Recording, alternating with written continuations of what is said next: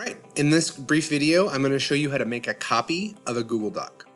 So for this distance learning plan, we're not going to be placing this on the Google Classroom. So if you want to work on these documents in a digital way and type your answers into them, you're going to have to make your own copy of the document before you can do it and then turn it in. Because as you can see, you would have no ability to type on this document. It's not possible.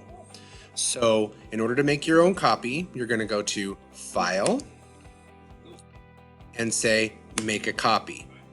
Then you're going to want to name it. You want to replace the words copy of with your name and a dash, just so that your name is in the title.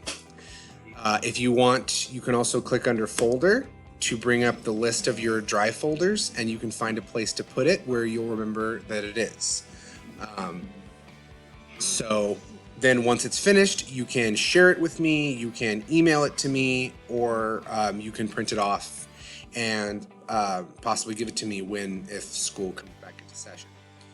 And that's pretty much it for making a copy of the Google Doc for the distance learning plan.